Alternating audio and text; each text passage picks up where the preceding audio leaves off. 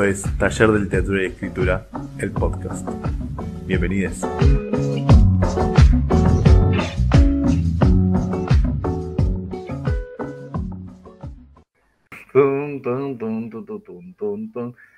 Bien.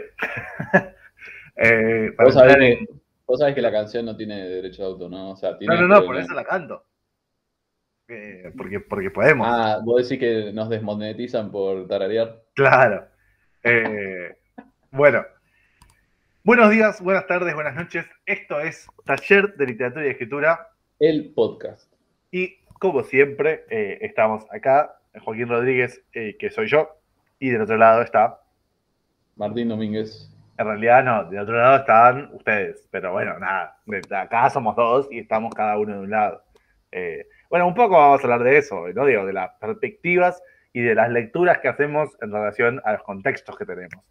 Qué general, Joaquín, la puta madre, ¿no vas a hacer nada un poco más concreto? No, porque si les digo ahora de todo lo que vamos a hablar, después no van a escuchar el podcast. Claro, o como propuse yo de título, que no sé si me lo vas a respetar. No, hoy te lo respeto, hoy me lo respetás.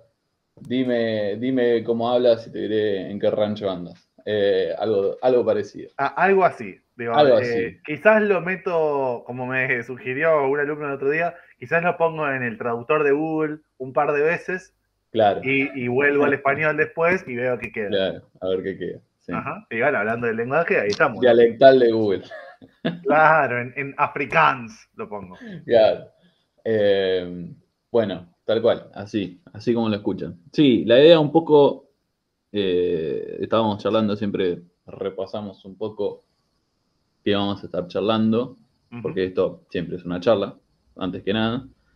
Por supuesto. Y justamente tiene que ver con eso, con que las palabras que usamos están cargadas de sentido, existen en un mundo, en una cultura, en un momento, ¿no? Y cómo las usamos y de dónde las usamos, ya sea en la literatura, en la facultad, ¿no?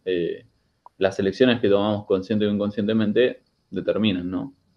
Una forma de pensar o una ideología o... Un campo. Un campo. También sí, una posición del lenguaje también, ¿no? Por ejemplo, si yo todo el tiempo estoy autoflagelándome, bueno, evidentemente la vida la veo más como una persona que es culpable, ¿no? O víctima, o no estoy, no sé, hablo de la posición, no estoy haciendo un juicio moral, ¿no? No, por supuesto que no estamos hablando de personas, estamos hablando estamos hablando, claro. De shows líricos, de contextos, de contextos Exacto, de escritura, exacto. Y de qué efectos generan nuestras escrituras en la lectura de las personas, digamos, ¿no? Porque eso es lo fundamental de una forma o de otra. ¿Qué es lo que lo que generamos, o lo que se genera, si queremos ser así de generales, Claro. lo que se genera en otra persona cuando lee estos textos?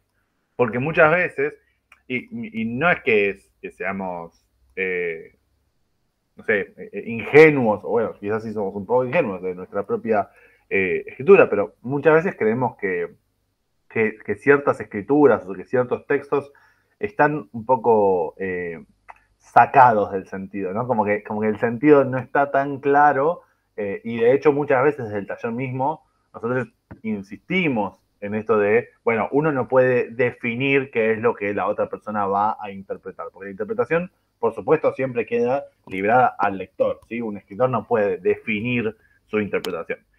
Pero eso no quiere decir que el lenguaje que usa no cause efectos. Digamos. Claro. Efectos concretos, específicos, que después serán interpretados de formas diferentes. Pero los efectos concretos y específicos sí son causados, o por lo menos uno los busca causar, porque bueno, en su escritura también se juega el estilo y se juegan un montón de cuestiones que, bueno, si alguien tiene una escritura de suspenso, evidentemente debería generar suspenso, más allá de cómo se va a interpretar ese suspenso después, por ejemplo, o cómo lo va a interpretar un lector. Sí, tal cual. Y además hay, esto que decía, como campos, ¿no? Lingüísticos o posiciones del lenguaje donde conviven cosas. Por ejemplo, no sé, doy un ejemplo más cotidiano. Van a un kiosco o a un almacén y tienen el cartelito de hoy no se fía, vuelvo mañana, ¿no? Que ya lo hemos traído en algún otro podcast. En algún otro podcast. Lo trajimos porque es pura poesía. Obvio, por supuesto. Y digo, en un almacén, en un kiosco funciona, en tu casa no funciona. O sea, funciona como un chiste, quizás funciona como, ¿no? Es decir, hay algo del contexto o funciona diferente, funciona raro, digamos, ¿no? Esto que decía Hockey también, como Ujú. depende de dónde lo metemos, dónde lo usamos, cambia el sentido, digamos, pero uno podría esperar ver ese cartel en un almacén, en un kiosco, ¿no? Sí, Parecido a cuando, por ejemplo, hicimos el podcast sobre qué tipo de narrador usar. Bueno, no es personal, digamos, que usemos la primera persona, la segunda o la tercera, ¿no?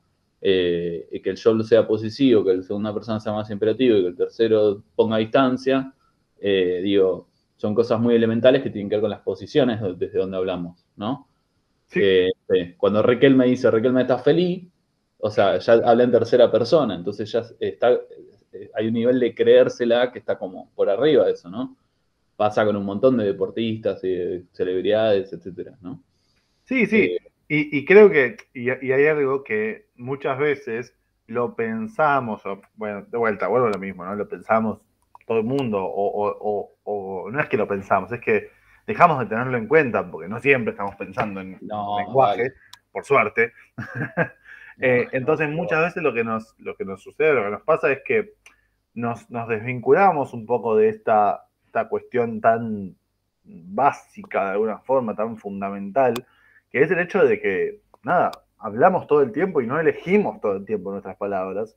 Y hay Tal cual. cosas que, digo, quizás decir escapan es demasiado azaroso, ¿no? En una escritura que tiene sus correcciones y eso. Pero sí, hay cosas que escribimos y que no tenemos una razón. Ahora, eso no quiere decir que eso no esté cargado de sentido, ¿sí? El lenguaje, todo el lenguaje, bueno, me voy a poner bastiniano. Eh, Mm. todo el lenguaje está cargado, ¿sí? Está cargado ideológicamente, como hablábamos antes, no necesariamente de una forma, estamos tomando ideología en este caso desde la posición Sí, marxista, no en el de, sentido, claro, no en el sentido marxistoide, pero el peor, digamos, no en esta cosa sí, de superestructura, feminista, en el sentido de claro. reflejo de las relaciones y bueno, nada, qué sé yo, Pero tomar sí posición.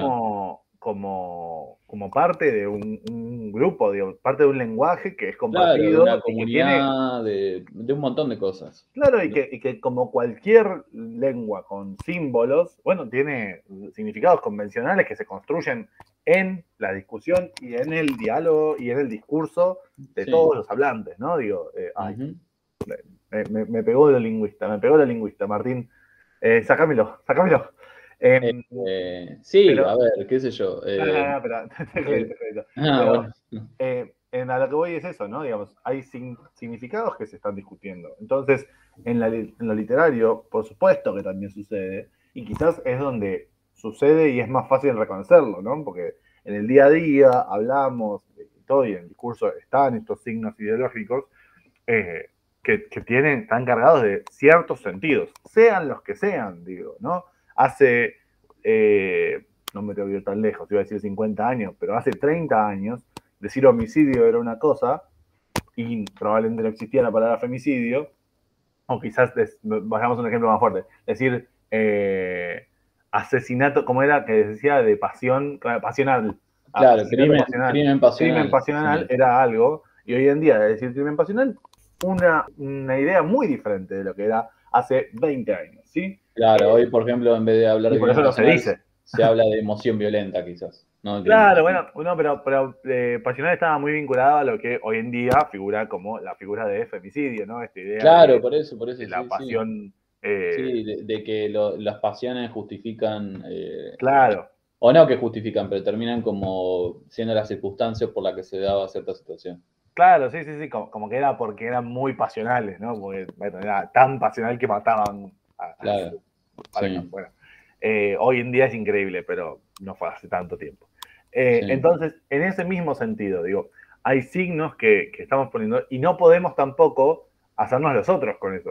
Digo, también tenemos que reconocer nuestros signos, qué signos usamos, porque aparte, como escritores, escritoras y escritores, también digo, es nuestro trabajo la palabra, digo, la palabra es nuestra forma fundamental de comunicarnos. Entonces, no podemos hacernos los otros con eso, porque bueno, vamos a estar diciendo, y no estamos ahora, ni siquiera estamos hablando de un nivel de, nos van a cancelar si no lo hacemos. No. Estamos hablando de cuestiones básicas, de reconocer que existe, ¿sí? Primero que nada, de reconocer que existe eso. Sí. Sí.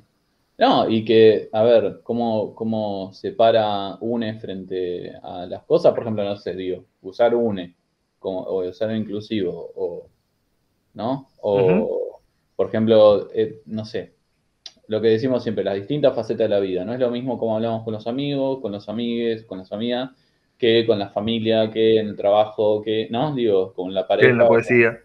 Exacto, escribiendo poesía, que, ¿no? Todas son formas diferentes discursivas y que usan un lenguaje común, pero a la vez en cada persona es diferente, ¿no? Como que te podés reír porque siempre ubicás que tal dice tal cosa, ¿no? Que tal persona usa ciertos latiguillos, ¿no? Entonces, de hecho, sí. yo contaría lo de Vicente, que me dijiste otro día, que me pareció muy interesante también para traer esto del discurso. Sí, seguro. Sí, bueno, hace poco fui a ver a Vicentecito Lema, que si no lo tienen, bueno, es un poeta. Ténganlo, si no lo tienen, ténganlo. Sí, muy. Sí, no se pierdan a la gente así de ese calibre como Vicente o Diana Vélez y toda esta gente que anda dando vueltas por ahí, que son representantes de toda una época. Vicente es más grande igual, ¿no? Bueno, él es poeta, abogado de derechos humanos, bla. Siempre estuvo metido con las cuestiones sociales, donde hay una injusticia, él está ahí. ¿Cómo es? Y bueno, escribió poesía, entre otras cosas. Y lo que le decía a Hockey el otro día que me llamó la atención es, bueno, obviamente los poemas ya están escritos en otra época, tienen el masculino genérico, ¿no? Amigos, compañeros, ¿no? Sí. Y leyó un poema de Pandemia sobre Horacio González, que era amigo de él, y usó amigues en el poema. Me sorprendió no porque Vicente no lo hiciera, ¿no? O sea, es una persona que conozco y que sé que tranquilamente lo podría hacer o que están a favor. Por ejemplo, la mujer de Belardo Castillo, ¿cómo se llama? Se me fue el nombre. La ex mujer, ¿va? Sí, no me puedo acordar. Bueno, no importa. La escritora, perdón que la referencia sea por Belardo Castillo, pero no me estoy acordando del nombre, comentaba que ella ya estaba grande, que no le salía usarlo, ¿no? Entonces, a veces es eso también, ¿no? Eso que hablamos recién, ¿no? Esa matriz vieja está tan metida, ¿no? Y seguramente de acá, no sé, 20 años, 30 años, también van a venir gente diciendo, no, es inclusivo es viejo, ¿no? O cosas por el estilo. Sí, o cualquier cosa que realmente no Claro, podemos saber hasta que suceda, porque la lengua funciona así. claro, es como la gente que usa la arroba. Bueno, ¿no? Es como, ¿no? Está a medio camino. O sea, ¿usás o no usás, no? Es como. eh, o no sé, bueno, la X y la E combinan, pero la X es un poco anterior. Entonces, pero digo, es eso, ¿no? Lo loco es que lo que a mí me sorprendía es que una persona con más de 80 años, ¡pum!, incorpore, ¿no? Digo, es como. Sí, lo tome como decisión también. Y también tiene que ver con eso, con una posición, con su propia ideología de abierto a lo popular, ¿no? Tiene que ver con eso también. Sí. Y es eso, digo, y creo que ahí hay algo digo, más allá de cualquier otra cuestión, de repensar la lengua con la que se habla.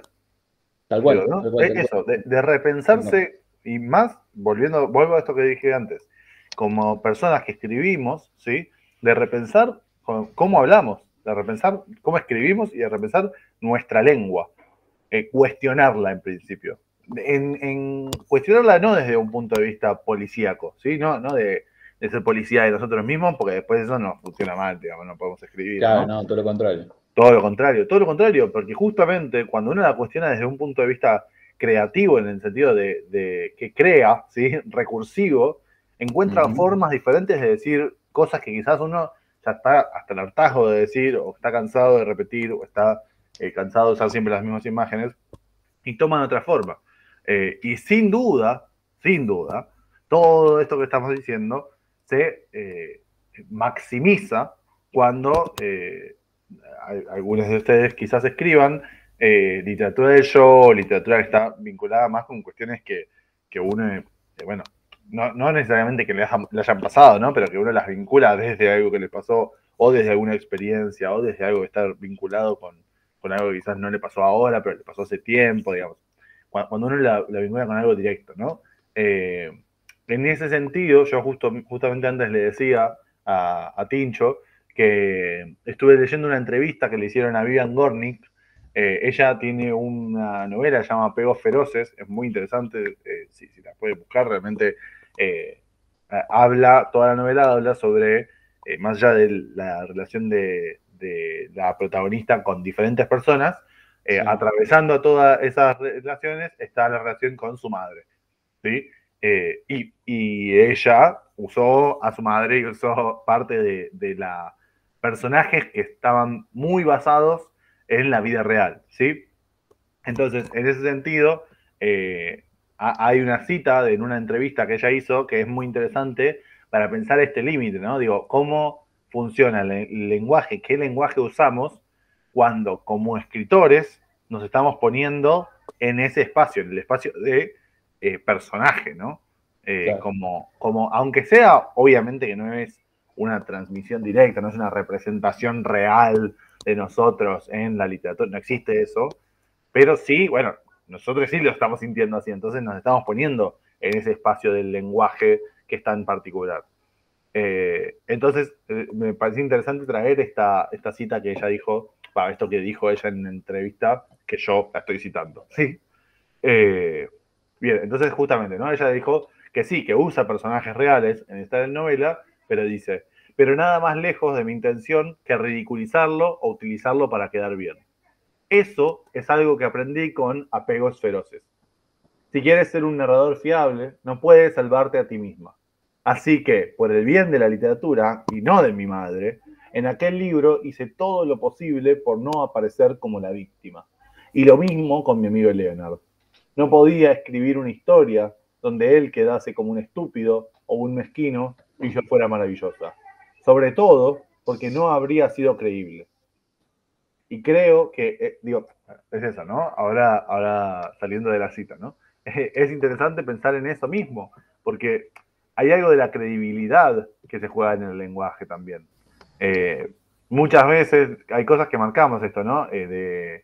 Quizás alguno lee, alguna persona que no hace mucho bien el taller, o bueno, sí hace mucho bien el taller, y trae algunas palabras mezcladas en un registro más rioplatense, trae algunas palabras medio castizas y nosotros tenemos como que, che, pero fíjate que esto no tiene mucho sentido, digamos, o sea, esta palabra acá no tiene mucho sentido con el registro y no lo hace muy creíble, le saca credibilidad al texto, ¿no? Claro. Eh, no, digo, pasa mucho fundamentalmente cuando tenemos esos textos que aparecen como por primera vez o estos textos que muchas veces están vinculados desde una escritura en la que por lo menos uno se pone ahí como persona que ve, como persona que escribe, como persona que sufre en esos primeros textos o en algunos textos, bueno, más vinculados a la escritura del yo, ¿no? Sí. No, no, sí, y además está claro en eso que ella dice, ¿no? También digo, el espacio, también es eso, también es lo que hablábamos un poco con Sofi el otro día, Uh -huh. renunciar a esta idea de la verdad o del yo verdadero como si hubiese una faceta que no fuera, ¿no? Uh Real. -huh. Porque también es eso, digo, cuando escribimos, ficcionalizamos, ¿no? Pero ficcionalizamos todo el tiempo. Eh, es parte la ficción también de nuestra realidad y de la forma en que abordamos. Entonces, la diferencia es que cuando lo hacemos con los personajes, bueno, justamente quizás ahí sí estamos dejando más de ser nosotros, entre comillas, ¿no? Uh Diciendo -huh. eso que ya dijo, haciendo esa salvedad que ya dije. Sí, sí, sí, Sí, era Iparraguirre, ahí está. Esa era es verdad. la escritora. Porque para que no quiero que quede como la esposa de. No, sí, sí, porque aparte Porque si no siempre. tenemos siendo lo mismo, claro, si no siempre tenemos lo mismo. Uh -huh. No, sí, Iparraguirre. Pueden buscar la nota. Lo van a encontrar. ¿Qué iba a decir? No, sí, es eso, es eso. Y está bueno porque el fragmento que estabas trayendo vos, ella está leyendo incluso de lo que te dice tu propio yo, ¿no? Que es esto como salvo que seas una persona que se ataca mucho, lo primero que vas a hacer es tratar de quedar bien parado o no. Sí, e incluso en textos en los que uno quizás dice, bueno, no, no. O sea, incluso personas que no se quieren mucho. Una cosa es qué es lo que uno escribe, que quizás se golpea, pero otra cosa es quedar bien, porque también en el Claro, golpearse claro. quedar bien, digo. Sí, o a veces también, a ver, no es ni siquiera esto que decíamos, no es algo consciente también, ¿no? No, no. Como que sale así también, ¿no? Como que el yo, no sé, necesita decir algo y lo dice y no contempla lo otro. Entonces, creo que ella incluso está hablando como narradora también, ¿no? Claro, claro. Como para poder decir lo que quiere, a la vez necesita ir contra ella misma, en el sentido de contar por amor a la verdad, ¿no? Ujú. Contar algo que no es verdad, ¿no? Algo así. Eh, que no es verdad, pero intenta ser verdad. Entonces, Sí, es sí, eso también, que ¿no? tiene que ser creíble, digamos. Eso. Claro, que tiene que ver con eso. Es que también también esto en el podcast que hablábamos de lo de Piglia. También esto de que Piglia decía, para poder ser arbitrario o arbitrarie, en este caso, necesitas de la verosimilitud, ¿no? Entonces, si no hay verosimilitud, bueno, vos hiciste un video hace poco del pacto de lectura, Justo ¿no? iba a decir eso, sí. Que Sí, está ahí para ir a verlo también, ¿no? este podcast, sí, Porque re. también es un límite, ¿no? El pacto de lectura también es un límite de lo creíble. Este Digo, podcast está haciendo un spam de todas las otras cosas que hicimos, boludo. hablábamos de recursividad antes. Claro, claro, claro. Pero es eso, digo, ¿no? También es ese otro límite, que a veces uno se pone para quedar bien, y ahí no es para quedar bien como personaje, ahí es para quedar bien como escritor, ¿no? No, no, Cuando seguro. rompes el pacto de lectura te estás poniendo a vos en ese espacio, como No, y a escritor, veces, como y a quien firma ese veces, texto.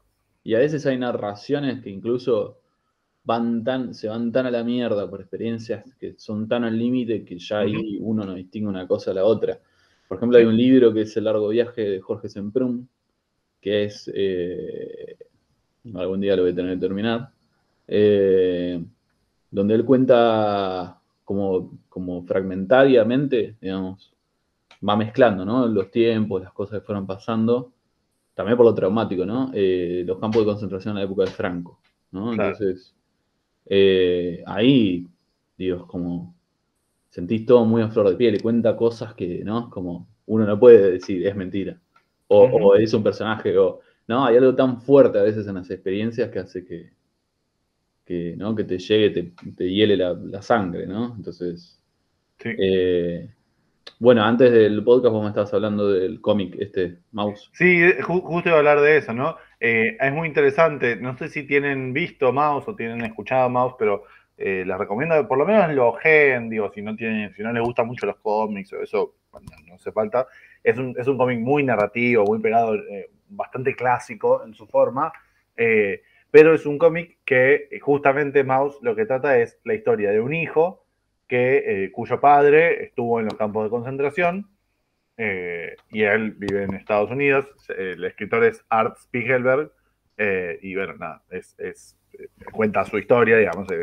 Su padre fue preso de campos de concentración, etcétera. Pero no cuenta la historia solamente de su padre, digamos, que podría haber sido una posibilidad, ¿no? Como hubo muchos relatos que son muy fuertes y muy intensos, pero él no cuenta solo esa historia, digamos. Él cuenta la historia de él, y la relación con su padre, y también las cuestiones problemáticas de su padre, digamos. En muchos casos habla sobre, bueno, que su padre era judío, fue perseguido por un montón de veces, pero incluso hay una escena en la cual se encuentra con un negro y él dice como, que cuidado que te va a robar, o sea, como muy alevosamente dice eso Claro, digamos, y saltan y le dicen, bueno, pero ¿cómo es que vos decís eso si a vos te hicieron lo mismo? Y dice, no, pero no tiene nada que ver, ¿no? Digo, claro, eh, claro, claro. aprovecha para mostrar Sí, no a su padre como una persona perfecta, ¿sí? claro. Porque nadie es perfecto, digamos. O sea, aprovecha para que se vuelva creíble. Digo, esta persona no era un ángel y fue hecho. No, para nada. Pero de todas formas no se me decía nadie, por supuesto nadie se me decía, pero no tenían que torturarlo y matar a toda su familia, digamos, y a toda su comunidad y a todas las personas que profesaban su religión. Digamos, lo que aprovecha es para mostrar eso. Y por otro lado, para mostrar su relación con su padre. con ese padre problemático, mostrar su relación como una persona que no vivió el holocausto, que solo lo vivió a través de los Claro, relatos de su padre, y para ver cómo vivió él como persona, ir enterándose de eso. Digamos, es un libro que cuenta su historia, la historia de su padre, la historia de su novia, por ejemplo, también, pero además habla sobre todo eso. Digamos, incluye todo. Entonces, deja de ser un libro sobre el nazismo, que también lo es, y pasa a ser un libro, o bueno, en particular un cómic, sobre una relación y sobre las personas que integran eso. Me parece que es muy fuerte, es mucho más intenso porque te muestra eso, ¿no? Te muestra a las personas. Bueno, se llama Mouse porque justamente están, hay ratones y hay gatos y bueno, nada, no son humanos los personajes del texto, pero él mismo habla sobre, en el mismo cómic se habla sobre hacer esa idea y escribir claro. con ratones. Bueno, realmente los recomiendo mucho, es muy interesante, es muy fuerte verlo también, por Y supuesto, sí, pero tiene algo que permite profundizar en esa historia de una forma que quizás, si uno, no sé, vio quizás Shoah o esas películas que son muy fuertes, pero muy pegadas a la realidad, quizás esto lo que permite es ver verlo de otra forma, que no es mejor, pero que es diferente claro, quizás y que el encuentra documental este, otras retas. quizás los documentales, como decías, el de la Shoah, también tenga que ver con una, más que una pela de realidad, tiene que ver con una mirada realista sobre la realidad, ¿no? Esta Claro, idea de claro. que hay hechos y cosas puntuales que pasaron y se narra de esa manera desde lo normal, entre comillas, ¿no? Entonces digo, hay muchas maneras de abordar eso también. También recomiendo, ya que vos traías a colación esto, hay un documental que se llama El sublime objeto de la ideología, eh, de Zizek, que es muy interesante también. Ujú. No, perdón, Guía Perversa del Cine.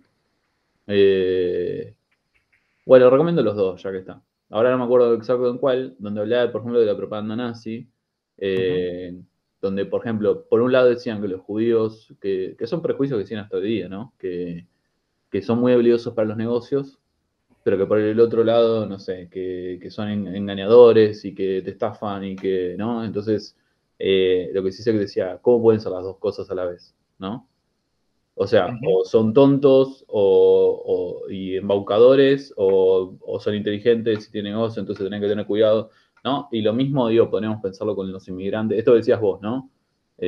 El padre era racista, pero a la vez hablaba de lo que le pasó en el holocausto, ¿no? Sí, sí, Entonces, sí. Y una digo, cosa no achicaba a la otra, digamos. no, Es eso no, lo no, que- es que pueden convivir las dos cosas, digo, pensemos, por ejemplo, acá, voy a hablar de Argentina, pero podemos hablar de cualquier país, la otra vez lo hablas con cualquier persona y pasa siempre con el extranjero, ¿no?